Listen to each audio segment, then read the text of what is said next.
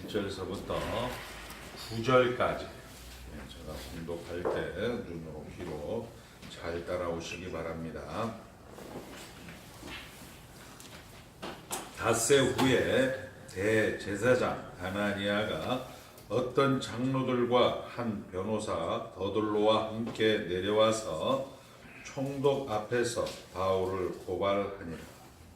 바울을 부르매 더둘로가 고발하여 이르되 벨리스 각하여 우리가 당신을 힘입어 태평을 누리고 또 이 민족이 당신의 선견으로 말미암아 여러 가지로 개선된 것을 우리가 어느 모양으로나 어느 곳에서나 크게 감사하나이다.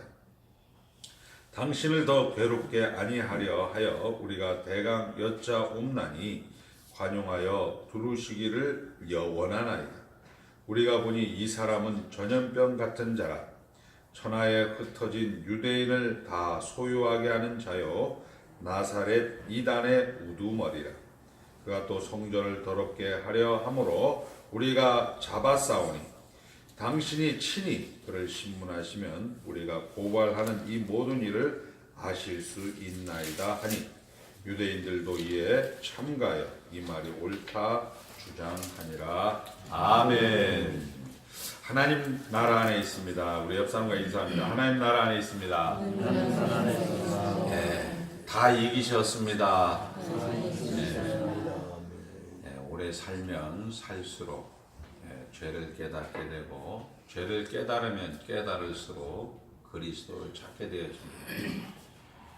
저도 가만히 생각해 보면 이제 자식들이 이제 하나둘 여러분들 중에 결혼도 시켰고 뭐 이렇게 했지만 언제 이렇게 되었나 참 인생이 짧다라는 생각을 하게 되어집니다. 그러나 그 가운데서 예수를 믿었다라는 사실, 젊었을 때는 사실 크게 의식이 안 되는데 얼마나 감사하고 얼마나 좋은지 사실 예전에는 잘 몰랐습니다. 그리고 특별히 목사라는 것, 특별히 수요기도회와 금요기도회 그리고 주일이 있다라는 것이 얼마나 큰 은혜고 웬 일인가 웬 은혜인가 이런 찬송가의 노랫말처럼 정말 은혜가 넘치는 그런 여러분들의 일생이 되었다라는 것에 감사를 돌려드립니다. 사도행전 지금 우리가 꼭 기억을 해야 될 것은 예수 그리스도에 의해서 하나님 나라가 확장된 것을 우리는 복음서라고 합니다. 그러니까 이런 것들은 여러분들이 잘 기억을 하셔야 돼요. 그러니까 사도행전은 사도들에 의해서 하나님 나라가 확장되는 것이고 지금은 여러분들 교회에 의해서 하나님 나라가 확장되는 것입니다. 지난 시간에 우리가 사도행전 23장에서 그냥 연속극에나 나온 척한 그런 이야기를 사건을 이제 기록을 한 것을 보게 됩니다. 그러니까 연속극에 나오는 사건을 우리는 성경을 이야기식으로 이렇게 생각을 하게 되어지면 성경에 가지는 풍성함이라든지 넉넉함을 우리가 잘 모르고 넘어갈 수가 있습니다. 사도들에 의해서 하나님 나라가 확장되고 있다라는 그런 목적 아래 이 연속극 같은 일들을 기록하고 있다 이렇게 얘기했습니다. 사도 바울이 이제 천부장에 의해서 그의 조카가 이제 정보를 제공해 주어서 가이사라에 있는 헤롯 궁전에 있는 감옥에 이감되어지는 그런 상황을 기록을 하고 있고 특별히 23장 9절에 이제 하나님께서 나타나셔서 사도 바울아 예루살렘에서 예수 그리스도의 삶을 증언했듯이 예루살렘에서 전도하였듯이 로마에서도 여전히 예수 그리스도를 증언한다, 전도한다 이렇게 말씀을 하고 있습니다. 한번 따라합니다. 격려 같지 않는 격려. 격려 같지 않는 격려. 우리 인생은 사실 환란이 필수적이다라고 이야기해요. 환란이 필수적이다. 그러니까 여러분들이 하나님께서 가신 길, 하나님 나라 안에 들어와서 환난이 여러분들에게 인생 가운데 필수적이다라는 것을 알고 여러분이 당하는 환난과 어떻게 예수를 믿었는데 환난이 있어 라고 하는 것은 차이가 있습니다. 환난은 우리에게 예수 그리스도의 필요성을 인정하게 됩니다. 아, 안 되는구나. 내 자신의 실력 없음을 확인하게 되고, 우리의 모든 불순물들, 크고 많고, 좋았던 것들을 우리는 위급 상황이 되었을 때에는 정말 아무짝에도 쓸 수 없는 것들이라는 것을 확인하게 되죠. 목욕탕에서 불이 나서 이제 생명이 사느냐 죽느냐 할 때 거기에 다이아몬드는 필요가 없고 거기에 돈은 필요가 없고 오로지 내가 사느냐 죽느냐 불순물을 제거하는 것으로 우리 인생 가운데 환난은 필수적이다. 이렇게 살펴보았습니다. 오늘 24장에 들어오면서 한 5일 정도에 지나서 대제사장 아나니아가 변호사 더둘로를 데리고 와서 이 나사렛 이단의 수괴인 이 사도 바울을 고발을 하게 됩니다. 검사로서 이제 소장을 이 벨리스 총독 가카에게 소장을 내게 됩니다. 그리고 이제 재판하는 내용을 이제 24장에 기록을 하게 되고 25장에 벨리스 다음으로 총독이 베스도라는 총독이 오게 되어지고 거기에서 변호하고 그리고 이제 헤롯 아그리파 2세 그 왕에게 이제 자신의 내용을 변호하는 것으로 사도행전은 마치게 되어집니다. 그러니까 오늘 내용은 우리 이제 헤롯 궁전에서 이감되어서 예루살렘에 있는 대제사장이 사도 바울을 고소하는 거죠.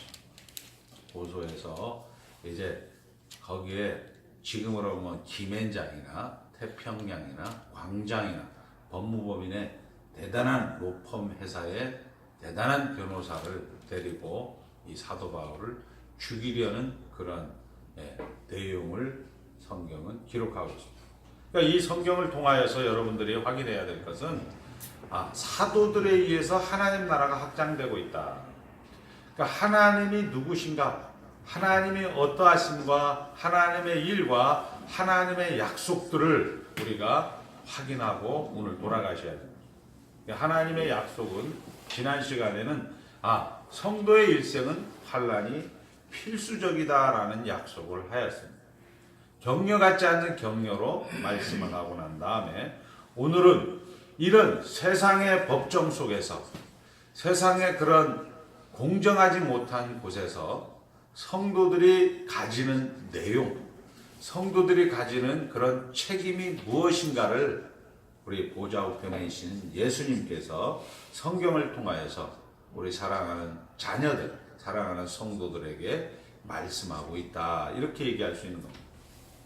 자, 그래서 오늘 이 내용은 지난 유대인들에게 자기를 변호했던 것과 사내들인 공회 앞에서 자기를 변호할 때에는 복음의 내용에 관한 것들이었습니다. 복음의 내용에 관한 것들로 인해서 사도 바울이 자기 자신을 변명을 했다면 오늘은 복음의 내용보다는 세상이 어떻게 이 예수 믿는 사람들을 대접하는가라는 것을 우리에게 하나의 샘플로, 하나의 견본으로 우리에게 보여주셔서 이제 우리의 인생 가운데서 세상의 불공정한 그런 대우 가운데서 어떻게 여러분들이 신앙생활을 해 나가야 하는가라는 것을 알려주고 있는 것이죠. 자, 우리는 이제 대제사장 아나니아를 볼 수가 있습니다. 대제사장은 우리가 잘 아는 대로 대제사장 그리고 선지자 왕은 기름 부음을 받은 자들입니다. 그리스도라는 의미인데 유대인의 3대 직책에 들어가는 것. 그러니까 이 아나니아는 그 앞선 대제사장 요나단을 죽여서 자기가 그 자리를 차지한 아주 극악무도한 자라고 이야기를 유대인의 역사학자 요세푸스는 이야기하고 있는 것이죠. 자, 그리고 그의 변호사 더둘로와 함께 이제 벨리스 총독 앞에 검사 측으로 바울을 고소합니다. 다음 벨릭스는 우리로 말하면 이등방문 같은 사람이죠. 유대인으로 있는 것이 아니고 로마 사람인데 유대인들을 실제적으로 다스리는 총독. 이 벨릭스는 유대인의 총독으로서 유대의 총독으로서 행정의 수반입니다. 그러니까 종교의 수반은 아나니아, 그리고 행정의 수반은 벨릭스. 이 벨릭스는 역사가에 의하면 원래 노예 집안이었습니다. 그러니까 황제의 어머니의 노예의 아들들이었는데 그 황제의 어머니의 그런 것들로 인해서 다시 자유인이 되고, 자유인이 돼서 돈을 제일 많이 모아갖고 거기에 이 총독의 자리까지 올라간 사람이다, 이렇게 이야기를 하고 있는 것이죠. 자, 여기 17절에도 보면 이렇게 되어 있어요. 24장 17절 우리 다 같이 한번 보겠습니다. 여러 해 만에 내가 내 민족을 구제할 것과 재물을 가지고 와서 드리는 중에 내가 결례를 행하였고 모임도 없고 소동도 없이 성전에 있는 것을 그들이 보았나이다. 그러나 아시아로부터 온 어떤 유대인들이 있었으니 그들이 만일 나를 반대할 사건이 있으면 마땅히 당신 앞에 와서 고발하였을 것이요, 그렇지 않으면 이 사람들이 내가 공회 앞에 섰을 때 무슨 옳지 않는 것을 보았는가 말하라 하소서. 오직 내가 그들 가운데 서서 외치기를 내가 죽은 자의 부활에 대하여 오늘 너희 앞에 신문을 받는다고 이 한 소리만 있을 따름이다 하니, 벨릭스가, 우리 다 같이 한번 읽겠습니다. 벨릭스가 이 노에 관한 것을 더 자세히 아는 고로 연기하여 이르되 천부장 루시아가 내려오거든 너희를 처결하리라 하고 백부장에게 명하여 바울을 지키되 자유를 주고 그의 친구들이 그를 돌봐준 것을 금하지 말라 하니라. 수일 후에 벨릭스가 그 안에 유대 여자 두루실라와 함께 와서 바울을 불러 그리스도 예수 믿는 도를 거늘 바울이 의와 절제와 장차 오는 심판을 강론하니, 벨릭스가 두려워하여 대답하되 지금은 가라, 내가 틈이 있으면 너를 보리리라 하고 동시에 또 바울에게서 돈을 받을까 바라는 거로 더 자주 불러 같이 이야기하더라. 26절에 보니까 뭐라고? 동시에 또 바울에게서 돈을 받을까 바라는 거로.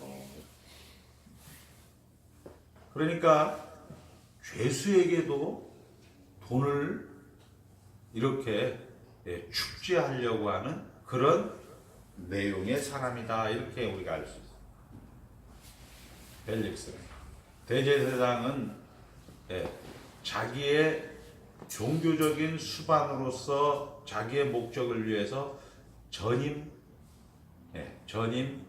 대제사장을 죽이고 자기가 그 자리에 올라.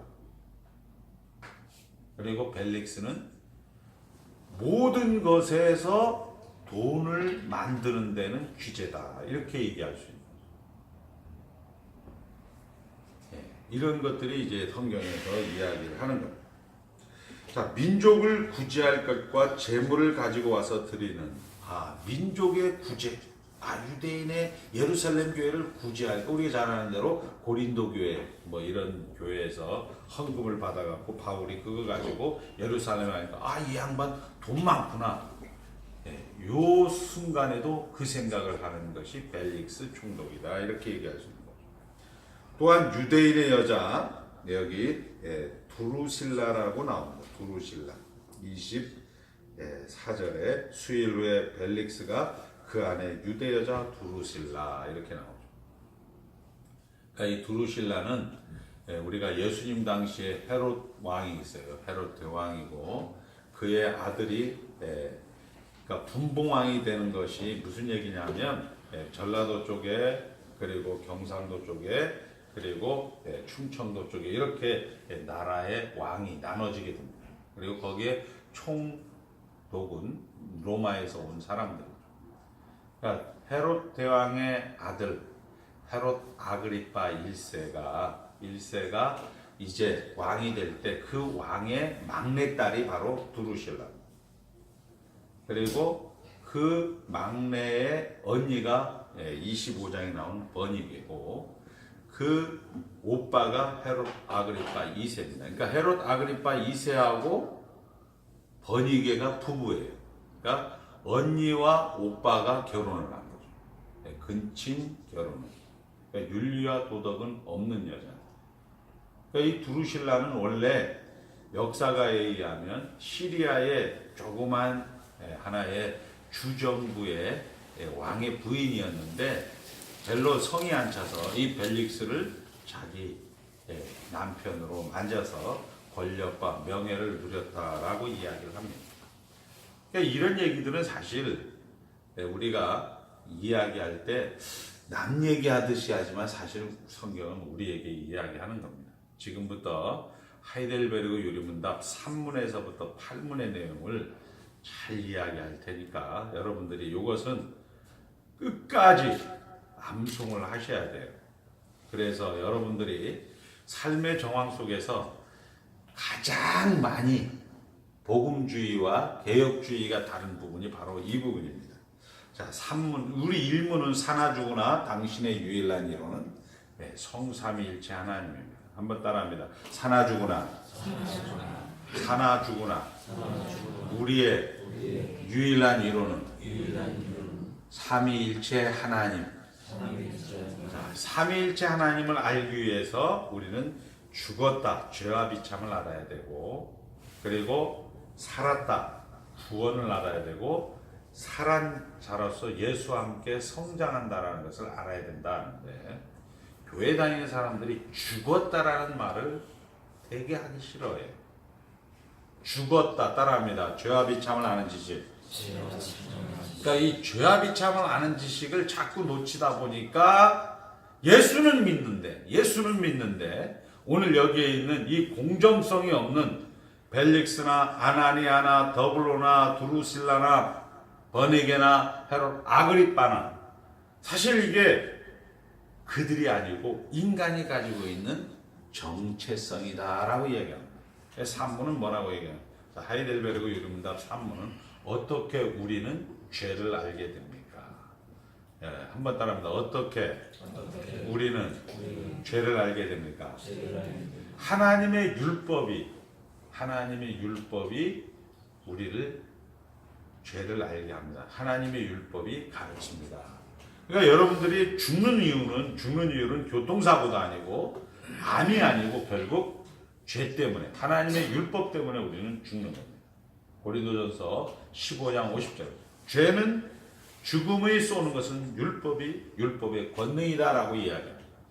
결국 우리는 하나님을 사랑하고 이웃을 사랑해야 되는데 원래 아담은 하나님을 사랑하고 이웃을 사랑했었습니다. 그러나 아담이 타락한 이후로 하나님을 사랑하지 않으니까 내 인생 가운데서 이웃을 사랑하지 않는 겁니다. 전도서 같은 게 있잖아요. 헛되고 헛되니 다 헛되도다. 우리 인생 가운데서 특히 과학자들이 그런 얘기를 많이 해요. 옛날에 우리 성경의 역사는 한 6,500년 정도 되는데 오스트랄로피테쿠스, 크로마뇽이 이렇게 해서 그 전에 많은 유인원들이 있었고 많은 그런 것들이 있었다라고 이야기하는데 한번 따라합니다. 하나님과 관계되지 않는 인생은 아무것도 없다. 한번 생각을 해보세요. 여러분들 우리 김혜영 장로님의 고조 할아버지를 김혜영 장로님은 지금 어떻게 생각을 해요? 김미선 권사님의 고조 할머니를 김미성 권사님 지금 어떻게 생각해요? 몰라요. 아무것도 없어요. 사실. 맞는 말이 돼. 하나님과 관계되지 않는 인생은 다 헛되다라고 이야기하는 것이 전도서의 주제예요. 그러니까 결국 하나님 사랑, 이웃 사랑을 하는 것만이 그 다음에 우리에게는 유일하게 가치가 있다. 여러분이 돈이 많습니까? 돌리세요. 여러분이 명예가 있으면 돌리세요. 여러분이 권력이 있으면 돌리세요. 이것이 여러분들이 다음 세대가 그리고 여러분들 이웃들이 여러분들에게 의미가 있다 이렇게 얘기합니다. 하나님을 사랑하고 이웃을 사랑한다. 이것이 이제 산문이에요. 하나님의 율법이 우리에게 가르쳐 줍니다. 사문은 하나님의 율법은 무엇입니까? 하나님 사랑, 이웃 사랑입니다. 그 5분은 뭐냐? 5번째 질문은 우리는 하나님 사랑, 이웃 사랑을 할 수 있습니까? 이렇게 질문합니다. 우리는 하나님을 사랑하고 이웃을 사랑하는 것을 완전히 지킬 수 있습니까? 답은 아닙니다. 우리는 미워하는 본성을 가졌습니다. 미워하는 본성을 가졌다는 얘기는 나는 관 속에 들어갈 수밖에 없습니다. 나는 미워하는 본성이 없는데요. 이렇게 얘기를 하게 되면 그것은 그 사람은 죽지 않는 사람이에요. 미워하는 본성을 가졌습니다. 자, 우리 오문이 그거예요. 하나님 사랑, 이웃 사랑을 완전히 시킬 수 있습니까? 아닙니다. 우리는 미워하는 본성을 가졌습니다. 육문은 이렇게 주는 하나님은 미워하는 본성으로 그러면 창조하셨습니까? 하나님은 우리를 미워하는 본성으로 창조하셨습니까? 아닙니다. 하나님의 형상대로 지으셨습니다. 하나님의 형상대로 여러분들 오늘 11조가 하나님의 뜻을 알고 창세기 2장 19절서부터 하나님의 뜻에 순종하고 창세기 1장 26절에서부터 28절까지고 하나님 나라를 위하여서 하나님의 뜻에 충성하고 하나님의 뜻에 알게 되는 그런 내용들로 원래 지어졌는데 우리는 미워하는 본성으로 원래 창조되었습니까? 육문 아닙니다. 우리는 하나님의 형상대로 지어졌습니다. 라고 이야기합니다. 그리고 7문에 그러면 이 하나님을 미워하는 본성은 어디에서 왔습니까? 예, 우리의 선조 아담이 첫 번째 아담이 첫 범죄로 말미암아 우리는 한번 따라합니다. 전적으로 타락했습니다. 전적 부패, 전적 무능력이라는 얘기. 그리고 이제 8문에서 이렇게 질문을 하지요. 그렇다면 우리는 너무 부패하여 선이란 전혀 행할 수도 없고 모든 악을 향해 기울 뿐입니까? 예, 그렇습니다. 따라합니다. 우리가 하나님의 영으로 거듭나지 않는 한 그렇습니다. 이게 이제 중요한 거예요. 자, 지금 우리 이 벨릭스나 아나니아나 두루실라나 헤롯 아그리빠나 더블로나 모든 것을 우리는 야 이게 너무 나쁘다 세상은 공정하지 않다라고 얘기하지만 중생하지 않으면 하나님의 영으로 거듭나지 않는 모든 인생은 다 노예 인생이다라고 이야기를 하는 겁니다. 이것은 성경이 얘기하는 것이 아니고 우리가 살아보고 인생 50, 60, 70을 살아보면서 확인하고 아 맞구나 이게 맞구나 여러분들은 고백하게 되는 것이죠. 자, 그래서 이 우리 인생들은 결국은 이렇게 이제 더블로가 이야기하는 겁니다. 자, 보세요. 더블로의 나쁜 점을 보십시오. 벨릭스 각하여 24장 3절입니다. 우리가 당신을 힘입어 태평을 누리고. 자, 우리 암중근 의사나 윤봉길 의사나 도산 안창호 선생님이나 이런 분들은 민족주의가 얼마나 강해요. 유대인들만큼도 우리가 강한 민족이지만 유대인들도 우리 민족 못지않게 민족주의가 강합니다. 열심당원 같은 경우는 끝까지 항전했어요. 로마에. 그런데 이 더블로는 자기의 목적을 위해서 자기의 그 목적인 이 사도 바울을 기소하기 위해서 사도 바울을 처단하기 위해서 뭐라고 해요? 우리가 당신을 힘입어 태평을 누리고 또 인민족이 당신의 선견으로 말미암아 여러 가지 개선된 것을 우리가 어느 모양으로나 어느 곳에나 크게 감사나이다. 아부의 극치를 보여주고 있는 거죠. 누가 그런다고요? 더블로? 인간이 그렇다는 거예요. 인간이. 하나님의 영으로 거듭나지 아니하면 다 이렇게 되어진다는 겁니다. 자,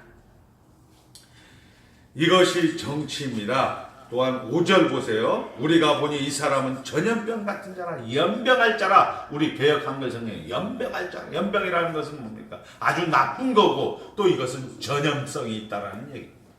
그리고 천하에 흩어진 유대인들을 다 소유하게 하는 자요 나사렛 이단의 우두머리라라고 고발하는 것입니다. 자, 성경은 이 내용을 기록해서 하나님 나라를 확장하는 것은 성경은 바울이 자기 자신을 변명하는 것이 초점이 있는 것이 아니라 억울한 환경에서 좀 억울하잖아요. 성도의 처신, 공정하지 않는 조건에서 성도의 책임을 우리에게 교훈하고자. 자, 하나님 지금 저를 보세요. 보좌 우편에서 예수님이 야 대영이 집사야 너 지금 억울한 현장이 있지? 억울한 현장에는 요렇게 해줘. 사랑하는 내 딸아. 이렇게 지금 하나님 얘기하고 있고 사도 바울의 입장을 우리가 소개해요. 자, 신자는 믿음을 논쟁하여 상대방을 항복시키는 자가 아닙니다. 그럴 수 없는 상황도 있다라는 거예요. 더불어 이야기할 수도 없고 내가 하는 이야기를 상대방이 거부하며 그 수준으로 상대방과 대화를 나눌 수 없는 사람들 속에도 우리는 붙잡히게 된다는 것입니다. 성경은 이 나쁜 환경 가운데 어떻게 신자 노릇을 하는 것이 어떤 것인지 우리에게 알려주고 있다는 거죠. 자, 그때 신자의 책임은 온유하다는 거죠. 온유와 겸손과 사랑이라는 거죠. 따라합니다. 온유는 하나님의 영으로 거듭나지 않고는 불가능합니다. 적어 놓으세요. 우리 목사님 참 사랑이 없어. 내가 섬겼고 내가 온유했고 내가 정말 사랑으로 저들을 보살펴거든. 그래도 저 집사님 너무해. 이런 얘기를 하면은 탈문을 모르는 거예요. 탈문을. 저희 아버지 목사님도 그런 얘기 하더라고요. 나중에 집사님들에게 섭섭해가고 내가 얼마나 목회하면서 헌신했는데 집사님들 개떡같이 다 도망가요. 근데 이게 복음주의예요. 복음주의라는 게 뭐냐면 100% 하나님의 사역이 아니고 99%는 하나님이 하고 조금 한 1%는 내가 해야 된다는 팔라기우스와 알미니우스가 바로 복음주의라는 거예요. 우리가 다 그렇단 말이에요. 억울해하지 않습니까? 어떻게 내가 헌신했는데 목사님 내가 교회를 그렇게 섬겼는데 목사님 어떻게 나를 그렇게 할 수 있어요? 그건 뭐의 문제라고요? 이제 다음번에 얘기하는 거죠. 자, 그거는 결론으로 내드리겠습니다. 자, 바울은 분명히 여기서 우리에게 오해할 만한 말을 합니다. 25절 아까 읽었어요. 24장 25절 한번 보겠습니다. 이런 얘기죠. 자, 바울이 의와 절제와 장차 오는 심판을 강론하니 벨릭스가 두려워하여 대답하되 지금은 가라. 내가 틈이 있으면 너를 부르리라 하고. 뭐야? 우리가 그러죠. 너 지금 예수 안 믿고 깝죽깝죽 하는데 너 지옥이나 가라. 우린 이렇게 돼요. 저거 그래 저놈 저거 어차피 지옥 갈 놈인데 저거. 바울은 이렇게 저주와 분노를 하지 않았다라는 것을 이 본문에서는 꼭 그렇게 한 것처럼 보여요. 그러나 이 본문을 우리가 26장 28절 29절 봅시다. 26장 28절 29절 크게 읽겠습니다. 성경에 꼭 찾아주시고요. 28절 29절 시작. 아그리빠가 바울에게 이르되 내가 적은 말로 나를 권하여 그리스도인이 되게 하려 하는도다. 바울이 이르되 말이 적으나 많으나 당신뿐만 아니라 오늘 내 말을 듣는 모든 사람도 다 이렇게 결박된 것 외에는 나와 같이 되기를 하나님께 원하나이다. 아니라. 아멘. 사랑합니다. 말이 적으나 많으나 모든 사람들이 결박된 것 외에는 다 하나님 나라에 있기를 원하나이다. 그러니까 바울이 지금 하나님의 영으로 중생한 자로서의 반응을 여기에다 기록을 하고 있습니다. 자, 성도들은 지고 당하지만 사랑해야 되고 긍휼해야 되고 온유와 겸손으로 바울은 벨릭스 총독 영원한 생명의 반열에서는 낙오되지 마시기 바랍니다. 이렇게 얘기합니다. 우리는 그래 이 마귀 새끼 아유 지옥이나 가라. 우리는 이렇게 얘기하고 싶은데 성경이 이야기하고 싶은 것은 의와 절제와 심판 때는 지금 당신이 이렇게 꼴통짓을 하는 건 좋은데 나중에 정말 영원한 하나님 나라에 들어가기를 하나님 나라에 낙오되지 않기를 바라는 내용으로 24장 25절이 기록되고 있다는 것입니다. 아버지의 마음이죠.